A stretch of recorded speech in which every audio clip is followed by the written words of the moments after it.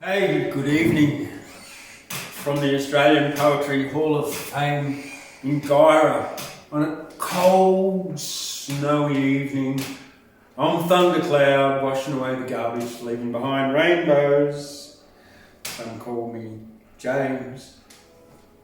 I'm here in the Australian Poetry Hall of Fame, and I'd like to start by acknowledging the traditional owners and custodians of country throughout Australia and here in Guyra, the Banjo people, and acknowledge their continuing connection to land, waters and community, and pay my respects to the people, cultures, the elders, past, present and emerging. And on this cold and frosty Guyra evening, I'm going to start with Winba. Winba is a Banjo word meaning fire. Winba. W-I-N-B-A. And I'm sitting here in front of a heater with my Ugg boots on, my tracky dacks, my thermals and lots of warm clothes, a cup of tea, Colliers and got a cola tea with a bit of passion flower in it as well. Help me sleep well tonight.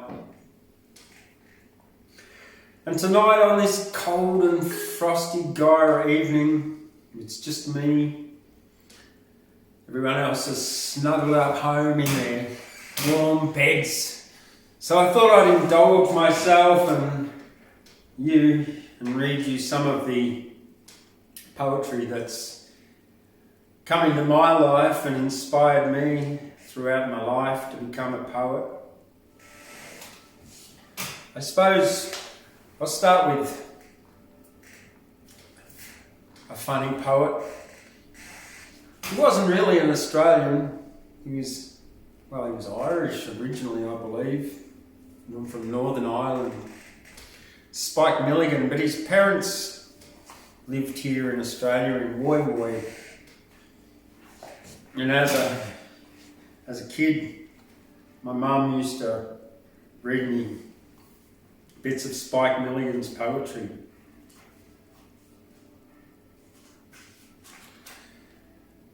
So let's begin with The Silly Old Baboon by Spike Milligan. There was a baboon who one afternoon said, "I think I'll fly to the sun." So with two great palms strapped to his arms, he started his takeoff run. Mile after mile he galloped in style, but never once left the ground. "You're running too slow," said a passing crow. "Try reaching the speed of sound." So he put on a spurt. By God, how it hurt! The soles of his feet caught fire. There were great clouds of steam as he raced through a stream, but he still didn't get any higher. Racing on through the night, both his knees caught alight and smoke billowed out from his rear. Quick to his aid came a fire brigade who chased him for over a year. Many moons passed by. Did Baboon ever fly? Did he ever get to the sun? I've just heard today, well, he's well on his way. He'll be passing through Acton at 1. Yeah, that's from a book of Milliganimals by Spike Milligan. The cheetah. A sleek cat is the cheetah, no other could look neater. He's heavily dotted, so easily spotted, only lives in Tanganyika. Yes. From the alligator. From Sydney Zoo, an alligator was put on board a flying freighter. He ate the pilot and the navigator and asked for more with mashed potato. And that was Spike Milligan from his book of Milliganimals. Another book that I used to get read to was Unspun Socks from a Chicken's Laundry, and it's, I guess being read to, I was very, very lucky. It nurtured my love of literature and, I guess, poetry, and in particular rhyming poetry. Now, the one I wanted to read, an apple tree. I'm going to plant an apple tree, not plint, I mean to plant. You cannot plant an apple tree, you can't, I mean you can't. I mean you plant, you do not plant, and I mean can't, when I say can't. If you insist and plant a tree, apples will grow, not apples, you see. And yeah, another Spike Milligan. Spike Milligan! Alright, another book that I was read to from very young was this one here, more Australian poetry for fun. To James from Nola and Bob, Christmas 1975. So yeah, I was 5 years old when I got this book. It was really one of my most favourite children's books, and I still have it. I guess it's because it's got all these beautiful coloured drawings within it.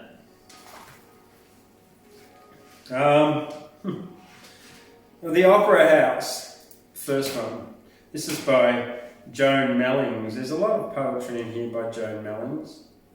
When I see the Opera House, it looks so right to me to have a building like a shell looking out to sea, and when the Queen come out here, I knew that she would say, "Oh, I'm glad they built the Opera House in such a clever way." And then the next one is also by Joan Mellings. The Road Workers. They work in the heat, they work in the cold, start when the day's young and end when it's old. Working in sun, working in rain, after a night's rest, they start work again. Digging and lifting, shovel and pick. Some men work slowly, others are quick. Hammer and shudder, crowbar and drill, tan, skin and muscle, work with a will. And then this one has always intrigued me, this one called Corroboree. Also by Joan Mellings. Hear the beat of the native drum from the wild corroboree dance. The bushland echoes, the hillsides hum with a rhythm that haunts and chants. Gum leaf whistle and didgeridoo shatter the still of the night. Glistening bodies in bold tattoo move in a shadowy light. See the sun rise over the hill, the leaves are tremble with dew. The dance is ended, the air is still, and the day is very new. Hear the beat of the native drum from the wild corroboree dance. The bushland echoes, the hillsides hum with a rhythm that haunts and enchants. Yeah. There's a couple others in here that I really like. This one here, queer fellow with long hair, and then the lady who coloured her hair. These are both by Evelyn Dare. There was a man who let his hair grow down to touch his feet. He smiled and said, "I guess I'm queer, and people I may meet will laugh at me, but I don't care. I like my long hair." And the lady who coloured her hair, could be my mum, this is by the lady who coloured her hair, by Evelyn Dare. There was an old lady who coloured her hair. One day it was dark, the next it was fair, the next it was blue, then her hair it was pink, and the day after that, well, what do you think?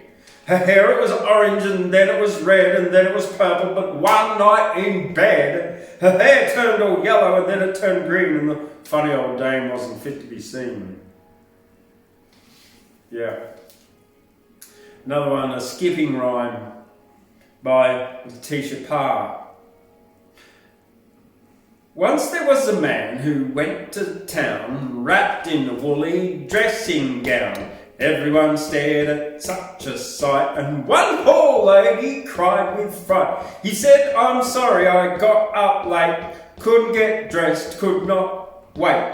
Tell me a story, sing me a song, keep to the truth, untruths are wrong." And that's from Australian Poetry for Fun. Well, another one that had a big influence on me is this book here, the Red and Black Rhyme Book by J. Gibson and R. Wilson. Published in 1967 by Macmillan. This book came with us to Europe, I think, and we travelled around Europe back in 1977 in a Leyland van with my parents. If all the seas were one sea, what a great sea that would be. And if all the trees were one tree, what a great tree that would be. And if all the axes were one axe, what a great axe that would be. And if all the men were one man, what a great man that would be. And if the great man took the great axe and cut down the great tree and let it fall into the sea, what a splish splash that would be. True. No, I don't think I want to read anything else out of that one. Here we go. The Jabberwocky by Lewis Carroll, another Lewis Carroll poems. I guess this one had a profound effect on me when I first heard of it. I may have heard it before, but it was back in 2017 when I first arrived in Nimbin. It's a beautiful person who lives in Nimbin. Her name's Vivian. And we were yarning, and she said, because I was doing a bit of my poetry out there in Nimbin, and she said, "You know the Jabberwocky?" I said, "No." She said, "Go and learn it. I'll write it down for me. I want it written down." So I went home and I looked it up, wrote it down for her, memorised it. So I pretty much got it memorised. And this is out of Through the Looking Glass. "'Twas brillig, and the slithy toves did gyre and gimble in the wave. All mimsy were the borgos, and the gnome raths outgabe. Beware the Jabberwock, my son, the jaws that bite, the claws that catch. Beware the Jub bird, and shun the frumious Bandersnatch. He'd hook his vorpal sword in hand, and long time Maxome foe he sought. So rested he by the tum-tum tree, and stood in a while in thought.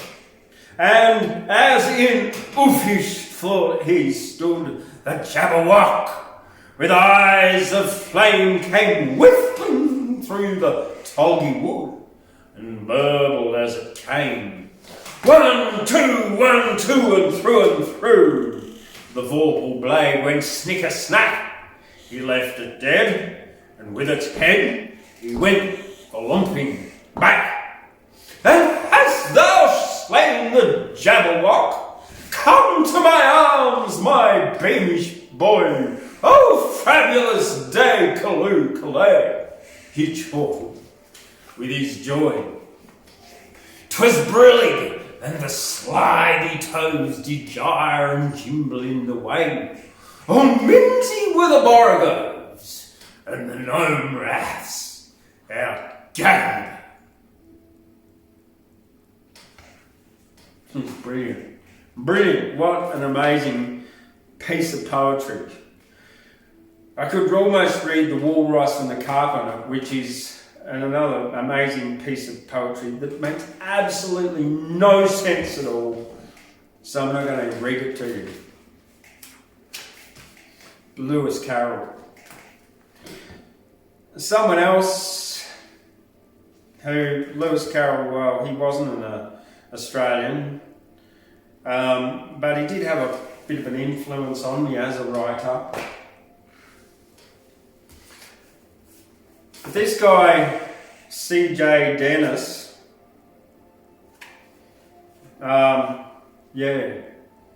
did. I guess he may have been inspired by Lewis Carroll, I'm not too sure, but this is his sort of prose novel, The Glugs of Gosh.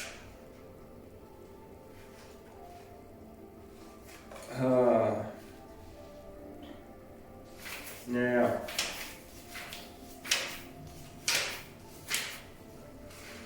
where is it? The Glugs of Gosh. Oh, look, I'll just get it up here, the one I want to read.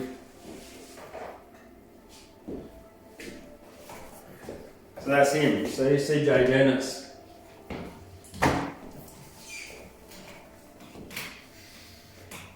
Let him who is minded to meet with a glug pluck 3 hardy hairs from a rabbit skin rug, blow one to the south and one to the west, then burn another and swallow the rest, and who shall explain 'tis the talk of a fool? He's a glug of the old Gosh school.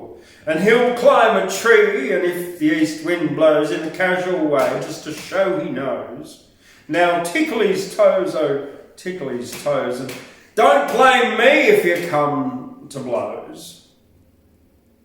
That's the old Gosh rhyme by C.J. Dennis.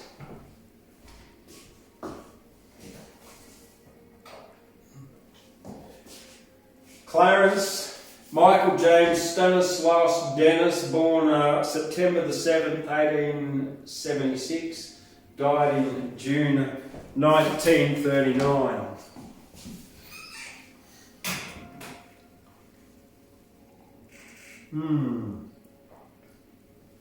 Well, I'm not alone here, that's my family, my dad, my younger son Sasha, me, my other boy Luca, Makarada Nangamai, and Clay.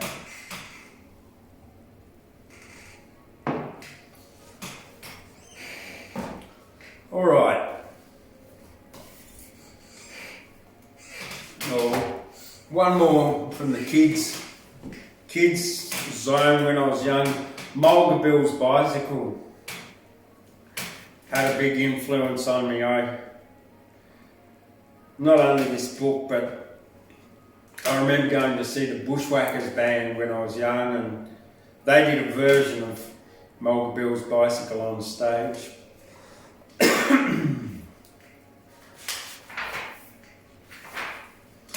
was Mulga Bill from Eaglehawk that caught the cycling craze. He turned away his good old horse that served him many days. He dressed himself in cycling clothes, resplendent to be seen, and hurried off to town and bought a shining new machine. And as he wheeled it through the door with air of lordly pride, the grinning shop assistant said, "Excuse me, can you write?" "See here, young man," said Mulga Bill, "from Walgett to the sea, from Conroy's Gap to Castlereagh, there's none can ride like me. I'm good all round at everything, as everybody knows, although I'm not the one to talk. I hate a man that blows, but riding is my special gift, my chiefest sole delight. Just ask a wild duck, can it swim? A wild cat, can it fight?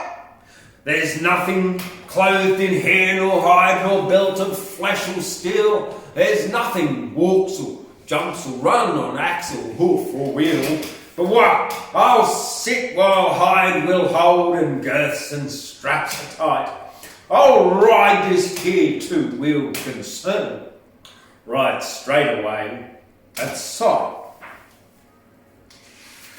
'Twas Mulga Bill from Eaglehawk that sought his own abode, that perched above the Deadman's Creek beside the mountain road. He turned his cycle down the hill and mounted for the fray, but ere he'd gone a dozen yards, it bolted clean away. It left the track and through the trees just like a silver streak. It whistled down the awful slope towards the Deadman's Creek. It shaved a stump by half an inch. It dodged a big white box. The very wallaroos in fright went scrambling up the rocks. The wombats, hiding in their caves, dug deeper underground. But Mulga Bill, as white as chalk, sat tight to every bound. It struck a stone and gave a spring that cleared a fallen tree. It raced beside a precipice as close could be. And then, as Mulga Bill let out one last despairing shriek, it made a leap of 20 feet into the Dead Man's Creek.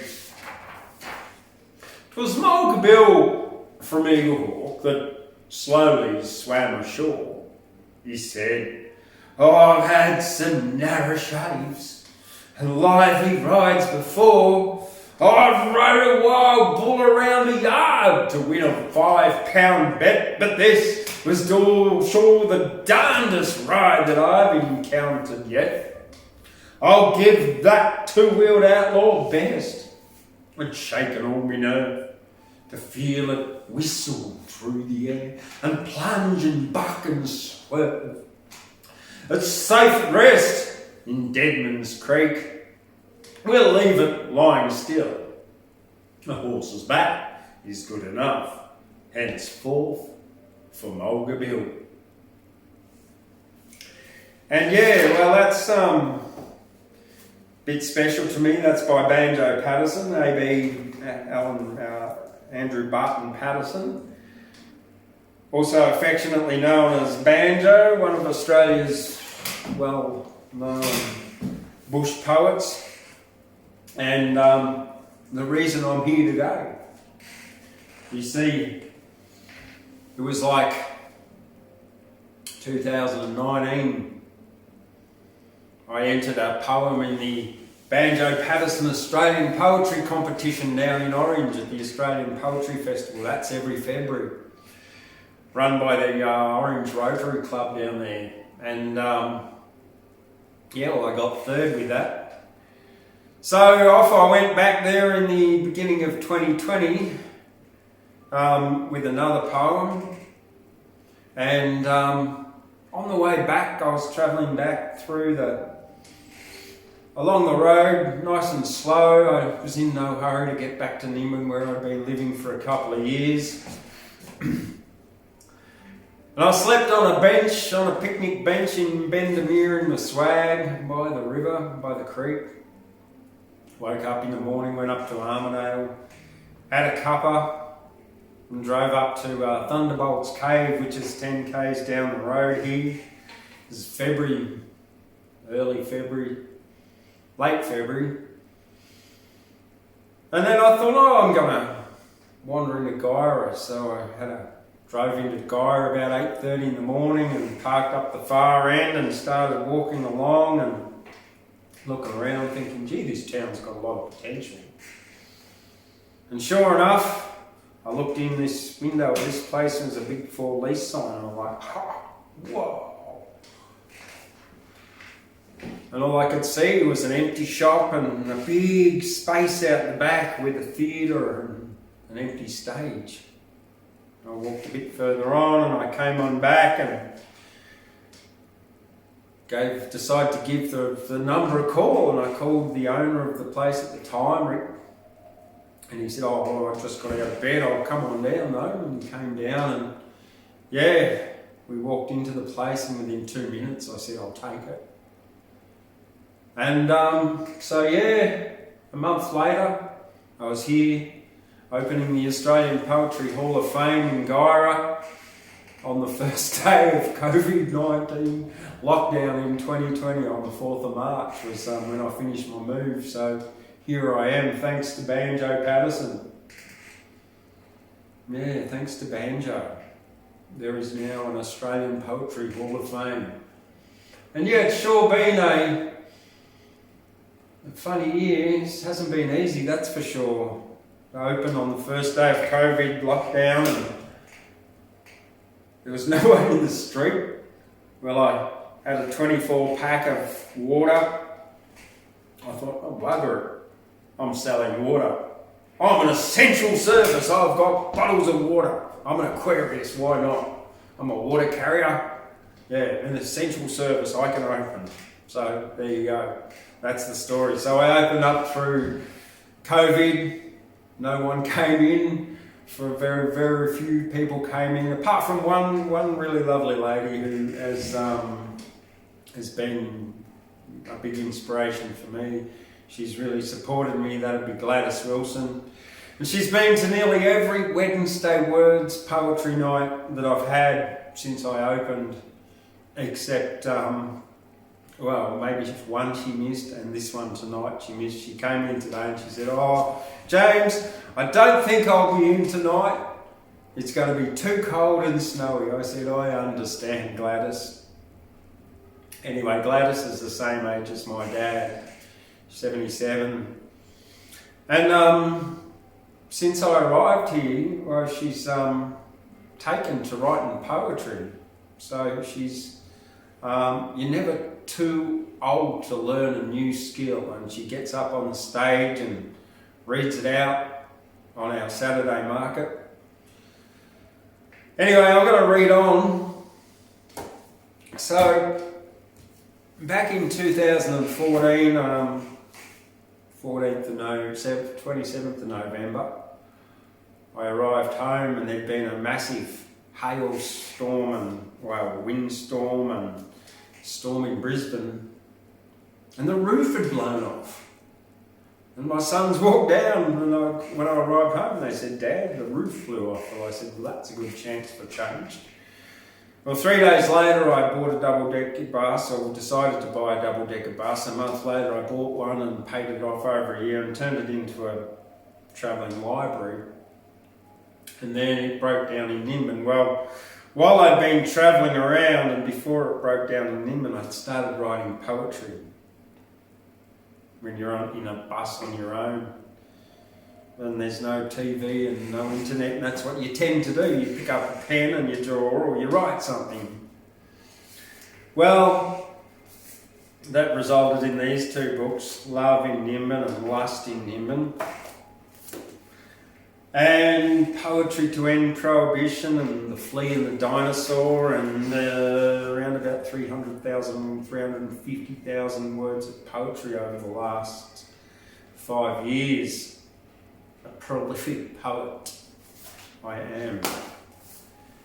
But the very first one of the first ones that I wrote was a tribute to my grandfather.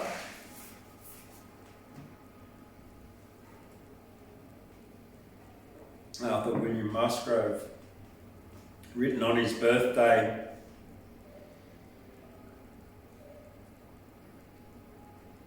the gentleman. Arthur was a bear who could hug with great care, loving in a manly way, kind and happy, laugh and play always with a gentle care. Arthur was a great big bear. He taught me how to be a man, to walk with strength but softly. In the garden waits a boy, beep of the horn, shouts of joy, bumper, grandpa coming home, plums and lemons, grass freshly mown. Driving out on the freeway, no more bridges is the game we play. Arthur is forevermore, the gentleman lives on for sure.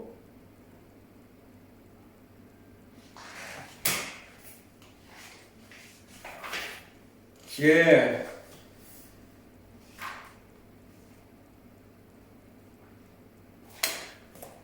And that's from, Love in Nimbin. And then, of course, this is the sign you're looking for.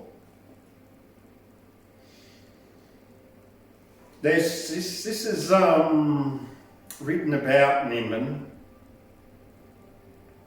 When I arrived in 2017 for Mardi Gras, I met a young fella called Daniel Walmsley. He was 26. And we shared a few joints together. I don't smoke cannabis anymore. I haven't smoked it since February. I've stopped altogether. But 6 weeks later, I woke up early. It was in June, so it's probably around about the anniversary of his death. Well, he actually is, because I arrived on the 2nd of May and we're like into the 9th of June, so it was just after that Daniel, I ran into town at 6 o'clock in the morning. It was cold, it was winter, and I looked down and I was on my jog, and there he was, dead. There was a nurse there. She wasn't doing resuscitation, so I got down and I said, "We've got to do something," and started resuscitation. Well, he didn't come around, but it inspired me to write another book of mine, Poetry to End Prohibition, dedicated to Daniel and ending prohibition of all drugs, because it would end the corruption, the empty Hartford jails. It would mean that people could get access to safe drugs and not overdose. Clean drugs, not mixed, not ice mixed and cut that harms people. It would mean that the money saved could be put towards drug education, harm minimisation, rehabilitation. And this model of legalisation and decriminalisation has been successfully used in Portugal for over 20 years now. And they have one of the lowest amounts of drug problems in the entire world.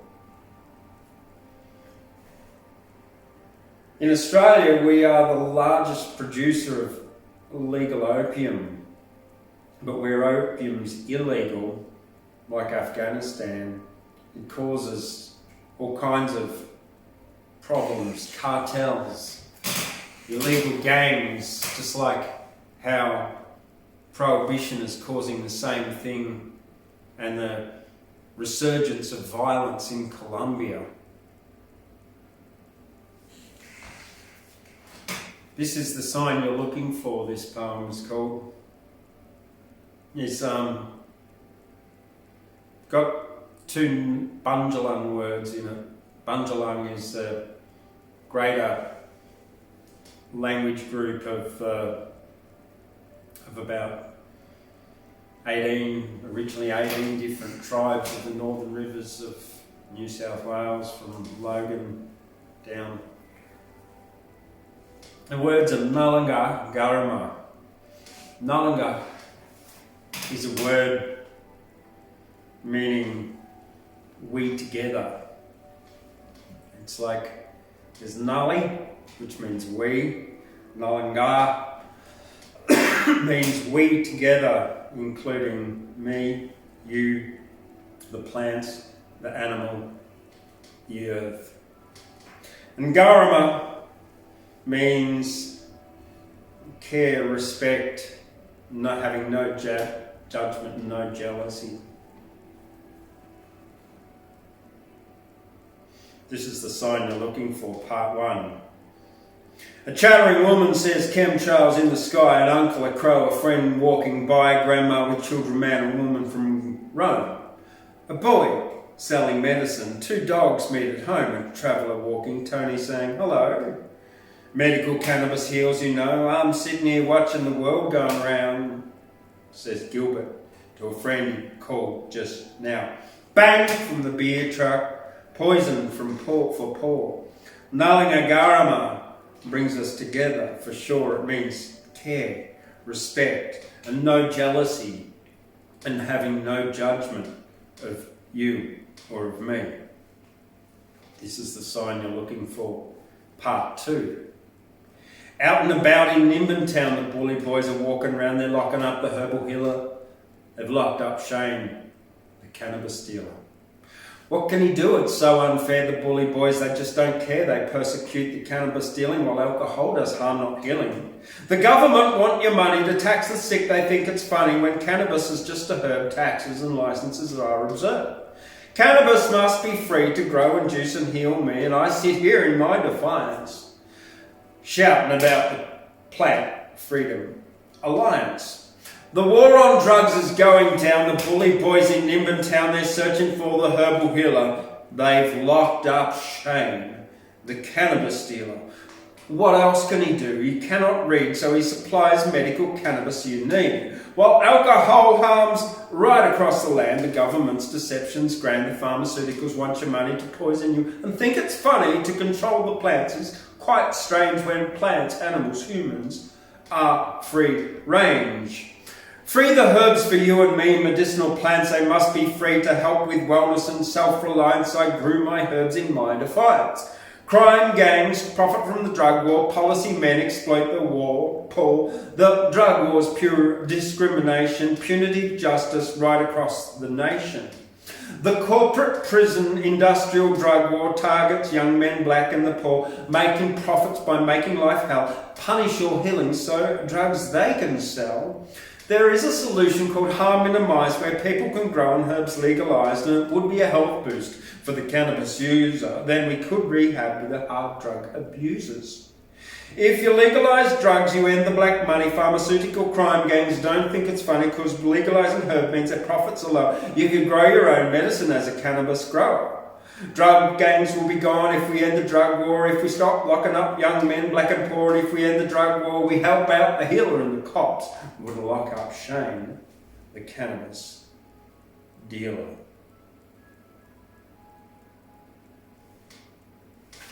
That's from Love in Nimbin. Lust in Nimbin. What do we got in Lust in Nimbin in here? What am I going to read out for you?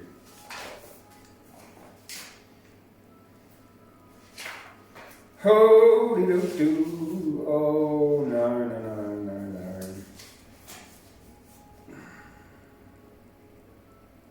An oasis. Nicotine. Stop smoking, aid, chewed cocaine, sugar lemonade, a can of Coke adds life. Maybe. Smoking harms your unborn baby. Coffee injected in a vein. Ancient scissors feel no pain. I haven't had a hangover since stopping alcohol. Mushroom down the rabbit hole. MDMA, ping as ecstasy. A giant shiva, cannabis tree, oil, hash, cookies, more. It's amazing what you can score. LSD once, twice or thrice, and you should never, ever touch the eyes. Bliss balls, hemp balls, chai and more. But friends is the best thing that you can score in any oasis. Friends is the best thing that you can score in any oasis.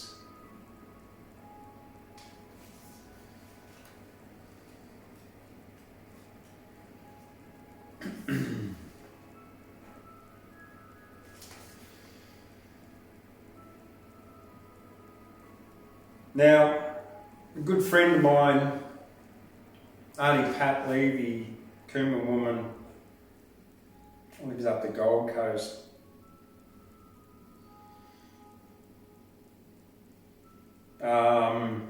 Inspired me, and her niece told her some people are like Bowel Birds. And this is what came. The Bowel Bird's not your mate. He'll take and take and take and take. He hoards away the gold and blue, the junker mask, attracting you. He builds a house of straw and sticks and full of junk and plastic bits of Regent, satin Bowel Bird, electric blue, pegs and pens and lighters too, bits of rope and plastic lids. Garbage dropped by filthy kids. A Regent Bowel Bird is no better, gold and yellow plastic treasure hoarding for a rainy day when floods they come wash shit away. Collecting stuff, attracting mates, making babies out the gate, no love there in plastic treasure. The Bowel Bird is not so clever.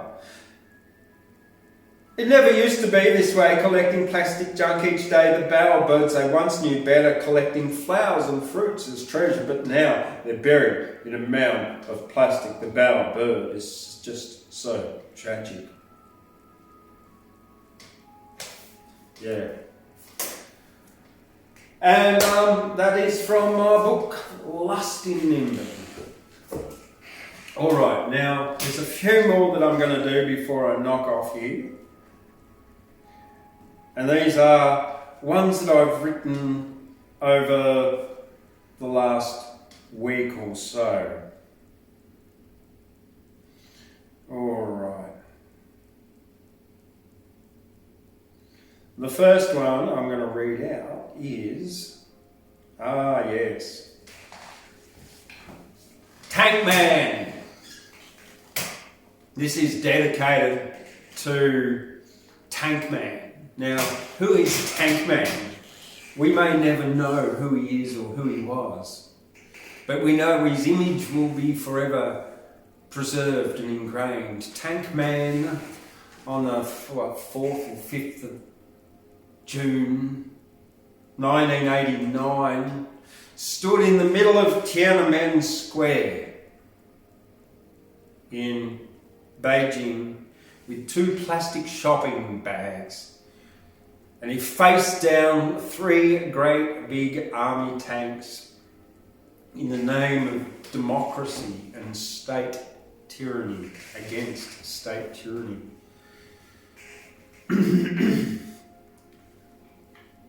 Just remember democracy, dictatorial state hypocrisy.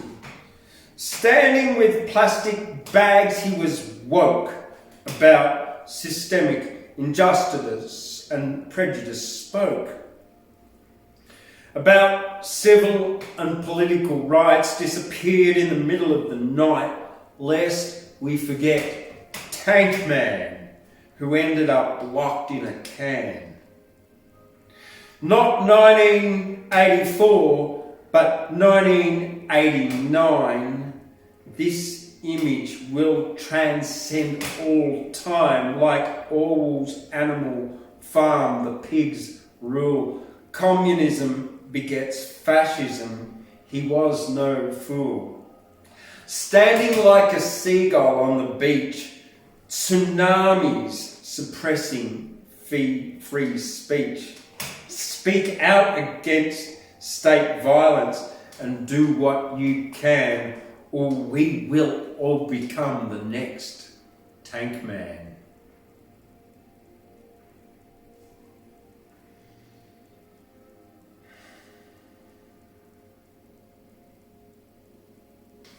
Okay. Drugs.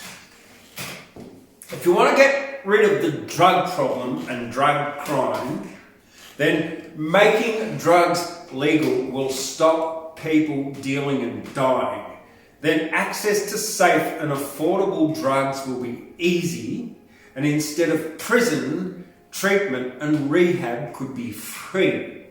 The illegal drug cartels would cease to exist. Police drug corruption would also desist. Then the prisons wouldn't be full of people of colour and the poor, and drugs wouldn't be cut with poison junk anymore. You could go to a pharmacist for a cheap, safe prescription, get access to free and affordable substance treatment for addiction. Addiction and drug education would be universal. Ending prohibition would bring about a complete reversal.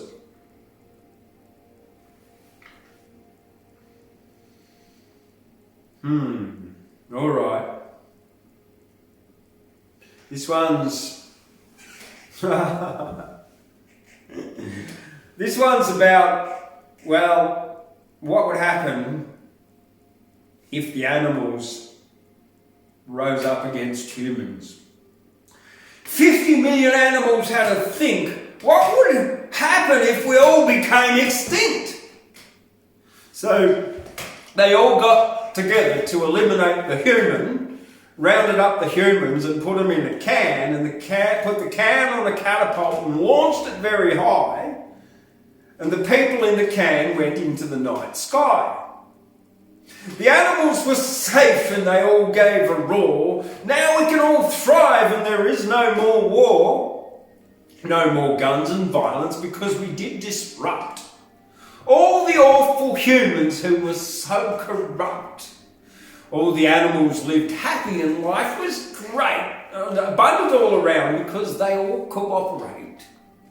And the humans in the can flew away from the earth and landed on another planet for a new rebirth. Focused on population, made daughters and sons, and decided that never again would they make any more guns. Yeah. And that's another one. All right. We might finish with something funny. Well, no, a bit of philosophy.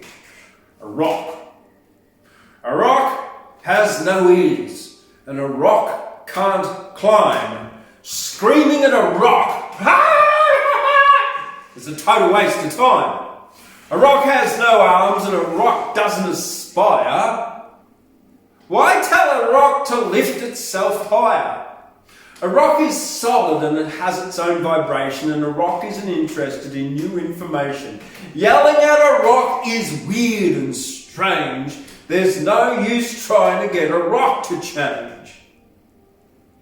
A rock is a rock, and if you want to change a rock, hit it with a pickaxe and give it a shock, but then you'll have a rock that is split. Two bits of rock come from one that's hit. A rock is solid and a rock is dense. It sits on the ground or beside a fence. It doesn't know a judgment, and a rock can't change. Yelling at a rock and you appear strange. Yeah. All right. A few more, and then I'm going to say good night and good night. How about Mrs. Worry? Oh yeah, this was inspired by Macca on Australia All Over one Sunday morning. And there was some fella on there talking about his mum, who worried a lot. So much so that she used to call herself Mrs. Worry. Mrs. Worry was in a hurry and she had a lot of stress. She worried about everything and if she was doing her best. She judged herself often and she often cried at night. Mrs. Worry was afraid and lived in flight or fight. Mr. Worry met a man, and his name was Mr. Cool, who knew he was not perfect. Mr. Cool was not a fool.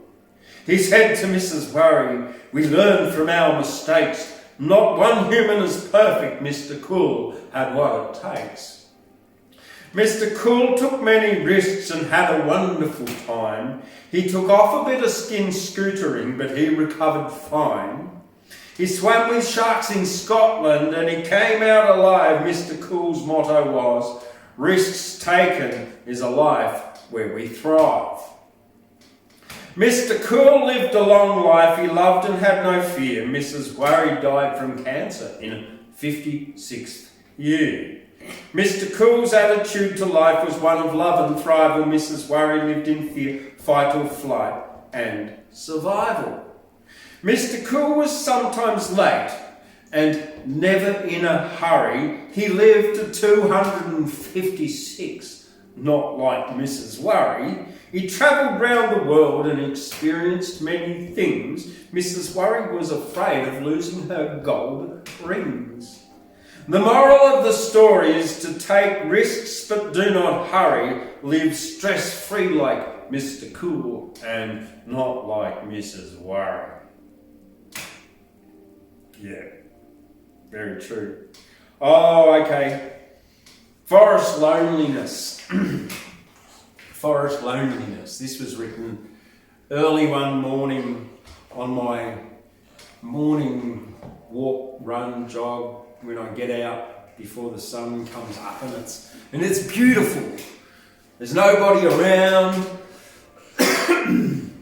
Just me, the early morning workers going to work.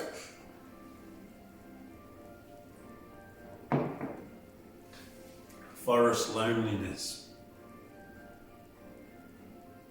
He lived in the forest or by himself, surrounded by trees and very little else. In the morning he woke up and there was a breeze whistling through the trees and rustling their leaves. He'd hold his own parties all alone, and when he returned, there was nobody at home. An extroverted, introvert, and ambivert at best, deep in the forest, he was truly at rest. The cockatoos would screech as they'd fly by, wisps of clouds, a waning moon in the sky. In a small wooden cabin he'd rest his head. He woke in the morning and he'd roll up his bed. On a wood fire his breakfast was cooking. He bathed naked in a tree, nobody was looking. He once was a CEO, but it caused him stress. Now he hugged trees and grass he'd caress. Named Forest Loneliness, who lived all alone. Trees, birds and animals surrounded his home. Walked away from the city when his house burnt down. Now Forest Loneliness never has a frown.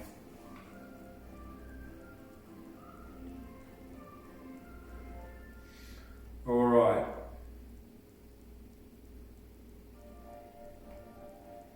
I'm going to finish with maybe two more heart virtues.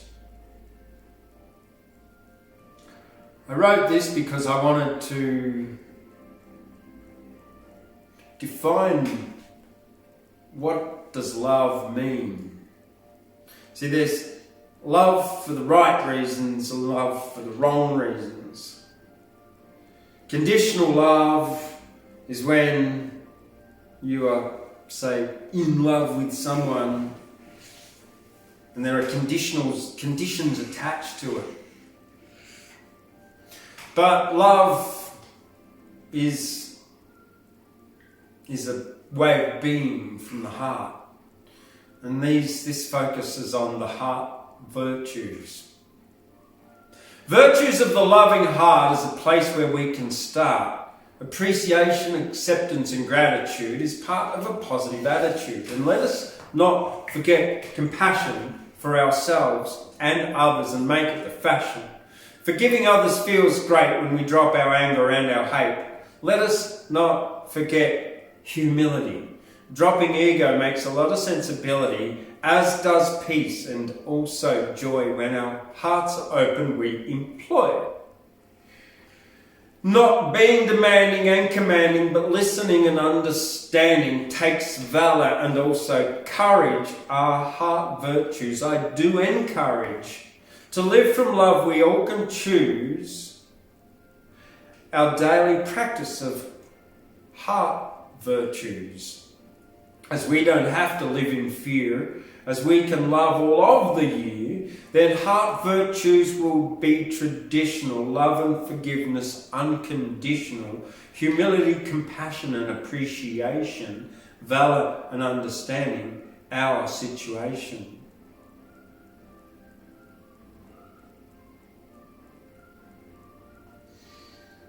Oh, okay.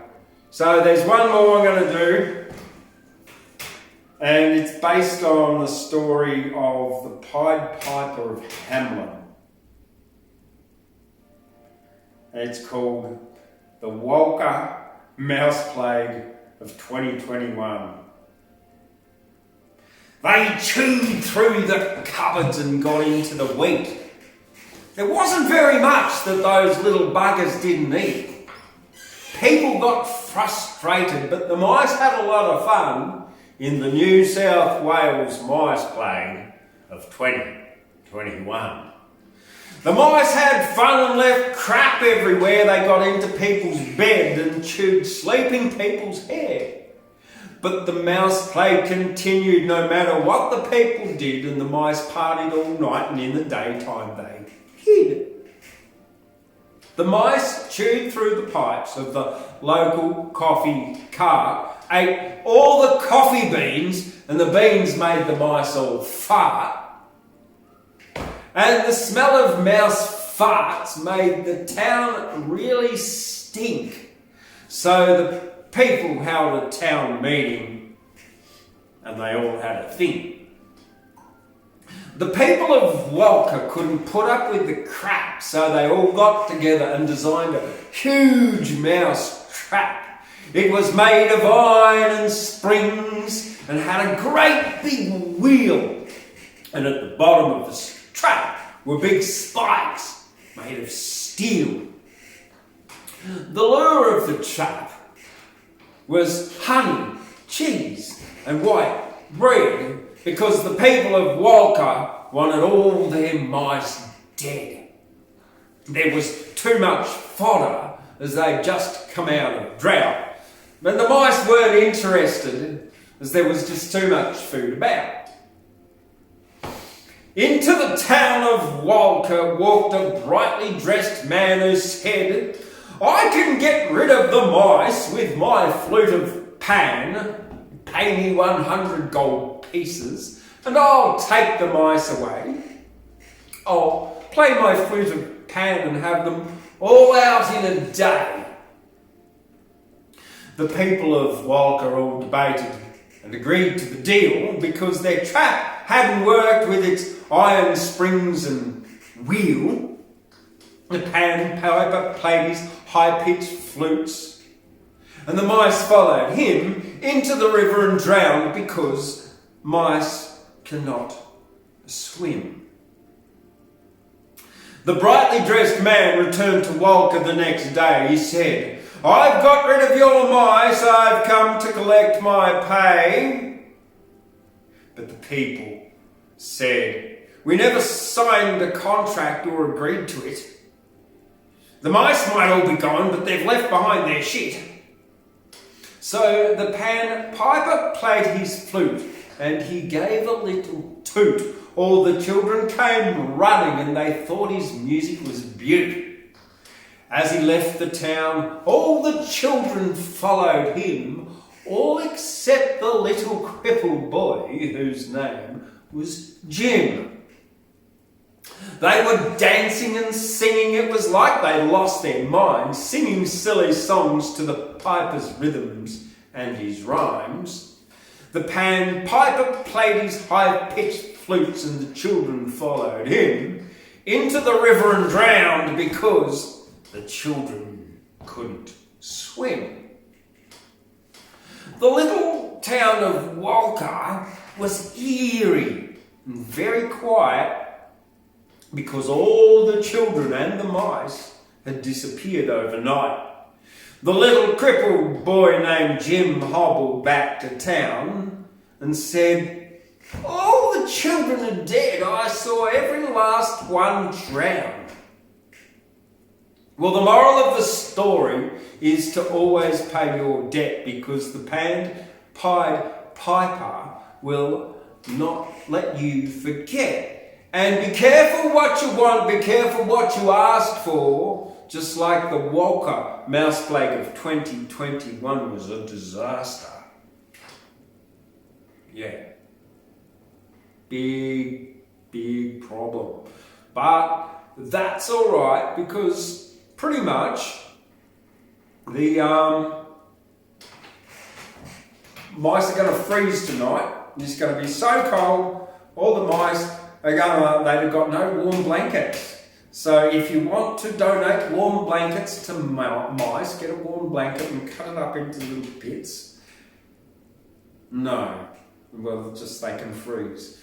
All right. Well, that's about it from me here at the Australian Poetry Hall of Fame.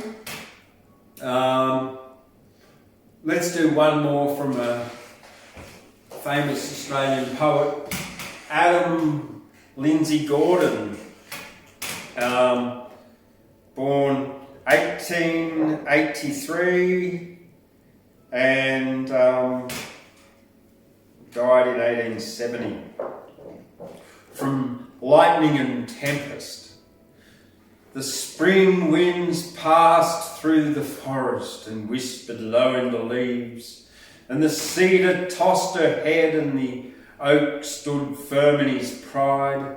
The spring wind passed through the town and the house tops, casements and eaves, and whispered low in the hearts of men, and the men replied, "Singing, let us rejoice in the light, our glory and beauty and might.